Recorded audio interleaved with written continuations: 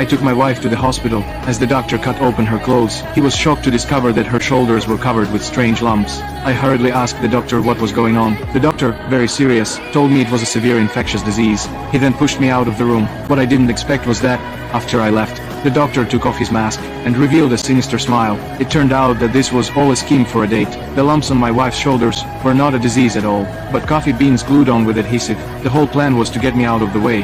What followed was something no one wanted to witness, and at that moment, I was completely unaware. Then, a cleaner walked by to empty the trash. She found a tube of glue inside the bin. At first, I didn't think much of it, but then, she took out half a bag of coffee beans. Looks a lot like what was on my wife's skin. It doesn't make any sense. And yet, she's in that room right now, and she doesn't look as good as she does in this photo. But when she saw my wife's photo, she said that my wife came to this hospital every week. I didn't believe her at first, because it was my first time bringing my wife here, but the cleaner insisted that she had worked here for 5 years, and couldn't possibly be mistaken. Seeing her certainty, I suddenly understood everything. I grabbed the glue and coffee beans, and formed a plan for revenge. Doctor! What did I tell you? Get out! Get out! Get out! Look, it looks like I cut the virus from my wife.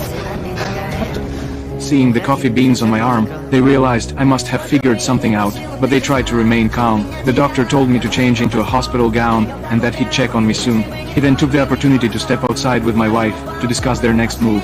Seeing my wife's worried look, the doctor quickly reassured her. He would give me a sedative, under the guise of treatment, and when I passed out, he would remove all the coffee beans from my body. That way, there would be no evidence left. At this moment, they thought their plan was flawless, but little did they know. They were about to get into trouble. When they entered the room again, I was already in my gown, lying on the bed waiting. The doctor took out the sedative, but I suddenly sat up in bed, and told them I already knew their secret.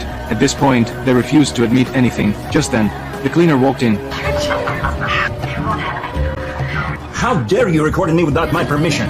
I have recorded everything. My job is to clean up trash, and I'm doing just that. In the end, the doctor was fired for illegally administering the sedative. My wife would be divorced for cheating, and would end up with nothing.